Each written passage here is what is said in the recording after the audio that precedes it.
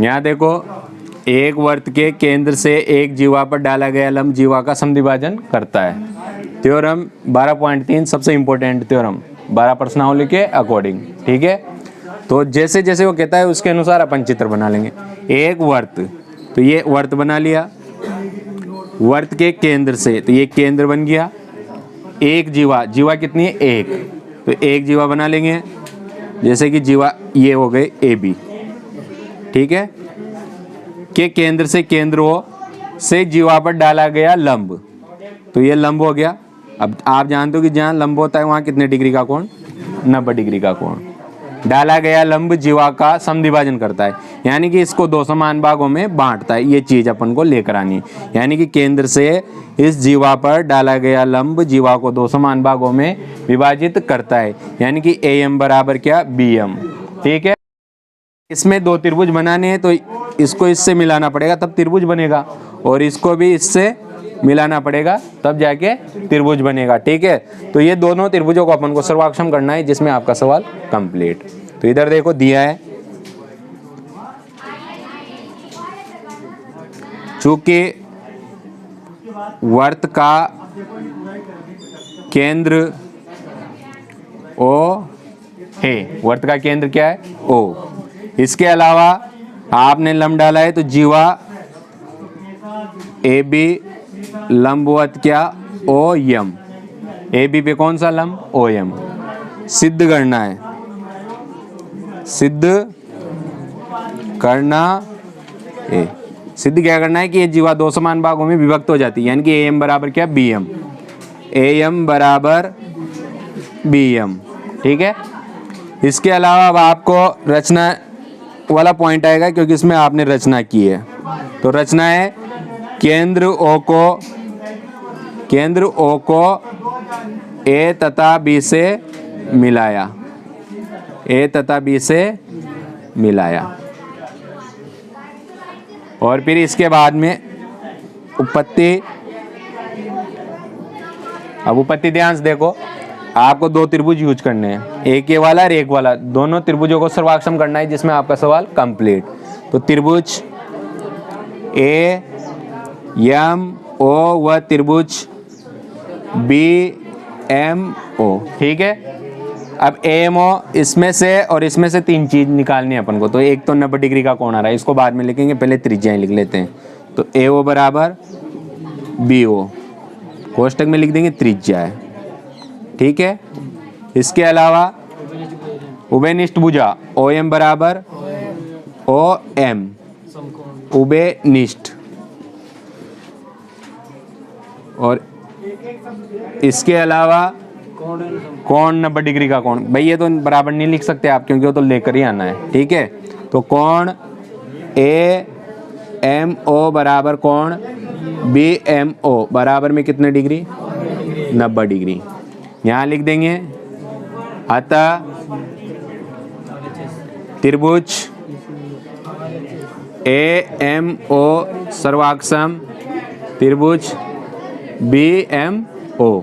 ठीक है, कौन से नियम से? RHS नियम से।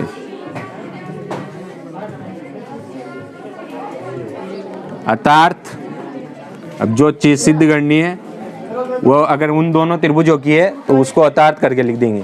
तो AM बराबर क्या? BM। AM बराबर BM। अब एक बार और ध्यान समझ लो, और ये सिद्ध हो चुका है। ठीक है, अब एक बार और ध्यान समझ लेना सवाल को। सवाल है जो आपके प्रमेय 12.3, एक वर्त के केंद्र से, तो पहले वर्त बना लिया, के केंद्र से, तो केंद्र वो बन गया, से एक जीवा, कितनी जीवा? एक जीवा, तो एक जीवा बन गई AB पर डाला गया लंब, यानी कि केंद्र से जीवा पर डाला गया लंब, ये लंब डाल दिया तो यहाँ बिंदु आ गया M। ठीक है, डाला गया लंब जीवा का समद्विभाजन करता है, यानी कि उसको दो समान भागों में विभाजित करता है। ठीक है, तो दिया है चूंकि वर्त का केंद्र O है, ये लाइन सभी में लिखनी है आपको, है ना। और जीवा AB लंबवत क्या? OM, क्योंकि जीवा पर क्या डाला गया है? लंब, तो लंब हो गया OM और जीवा हो गई AB। सिद्ध करना है AM बराबर क्या? BM, कि इसको दो समान भागों में बांटता है, तो AM का भाग BM के बराबर। ठीक है, रचना केंद्र ओ को ए से तथा बी से मिलाया, ए से भी मिला दिया और बी से भी मिला दिया। उपपत्ति आपको एक त्रिभुज ये लेना है और एक त्रिभुज ये लेना है, तो त्रिभुज AMO व त्रिभुज BMO, ठीक है। तो इसमें AO ये त्रिज्या और ये भी त्रिज्या, ठीक है। इसके अलावा OM इधर का भाग और OM उधर का भाग, तो ये हो गया उभयनिष्ठ। और इसके अलावा कोण AMO बराबर कोण BMO, कितने डिग्री का कोण? 90 डिग्री का कोण। अब 3 चीज हो गए। 3 होने के बाद अतः त्रिभुज AMO सर्वाक्षम त्रिभुज BMO, कौन से नियम से? RHS नियम से। अर्थात AM बराबर क्या आ जाएगा? BM, ठीक है। अगली प्रमेय 12.4, किसी वर्त की एक जीवा के मध्य बिंदु, किसी वर्त की एक जीवा, तो ये वर्त बना लिया कि एक जीवा हो गए AB की का मध्य बिंदु। अब मध्य बिंदु का मतलब है 2 समान भागों में बांटने वाला बिंदु, तो यम बिंदु, ठीक है। मध्य बिंदु को केंद्र से, मध्य बिंदु को केंद्र से, तो ये केंद्र हो गया। केंद्र से मिलाने वाली रेखा जीवा पर क्या होती है? लंब होती है। यानी कि आपको यहाँ 90 डिग्री का कोण सिद्ध करना है, जब जाके लंबवत रेखा मानी जाती है, क्योंकि जहां पर लंबवत है वहां 90 डिग्री का कोण, ठीक है। तो इधर देखो दिया है, चूंकि वर्त का केंद्र O है और इसमें पहले से जीवा दिया हुआ है एक जीवा के मध्य बिंदु, तो जीवा का मध्य बिंदु है यम, जीवा का मध्य बिंदु यम, तो AM बराबर BM पहले से है। इसमें आए नहीं है बात समझ कि AM बराबर BM पहले से ही, क्योंकि मध्य बिंदु पहले से ही दिया हुआ है, तो AM बराबर BM। जबकि इसके पहले वाली प्रमेय में ये लाना था और जो सिद्ध दिया हुआ था वो सिद्ध करना है, इसमें है ना, सिद्ध करना है।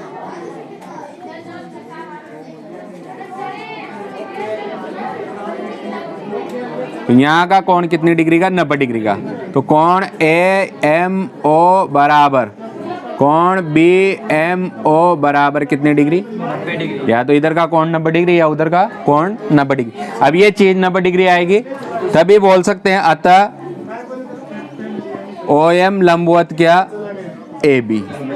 तभी तो बोल सकते हैं कि OM लंबवत क्या है? AB है। रचना, केंद्र O को A तथा B से मिलाया, A तथा B से मिलाया, ठीक है। अब इसमें उपपत्ति वही 2 त्रिभुज यूज करने, वही सिद्ध करने। फिर आगे सवाल इसमें थोड़ा जरूर बढ़ेगा, इसमें डायरेक्ट नहीं लिख सकते कि अतार्थ, इसमें सवाल बढ़ाना पड़ता है क्योंकि त्रिभुज के भाग नहीं है। तो त्रिभुज AMO व त्रिभुज BMO। अब AM बराबर BM पहले से दिया हुआ है, AM बराबर BM दिया है, दिया है। इसके अलावा ये त्रिज्या और ये त्रिज्या, तो OA बराबर OB, OA बराबर OB क्या है? ये त्रिज्या।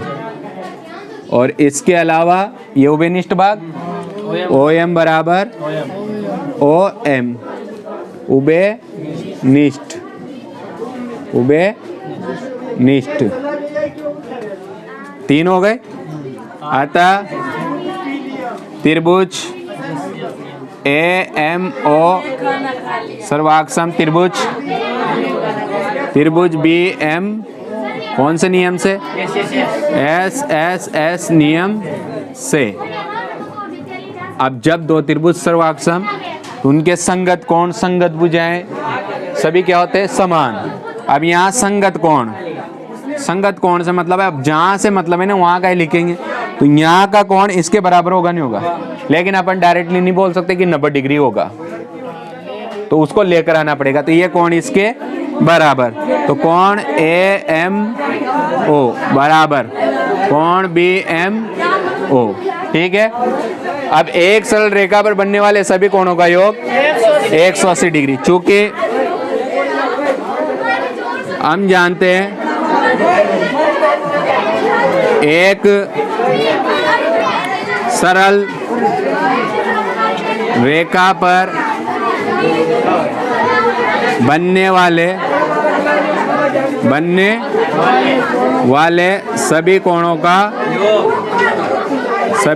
का बराबर में कितना 180 डिग्री। ठीक है, अब इस सरल रेखा पर कितने कोण बन रहे? दो, एक तो इधर का और एक इधर का। तो इधर के कोण को AMO प्लस कोण BMO बराबर में कितना 180। अब कोण AMO जैसा का प्लस और BMO की जगह क्या रख देंगे AMO, क्योंकि अपन ये चीज निकाल चुके हैं। तो कोण AMO और बराबर में कितना 180। कितने AMO? 2 AMO।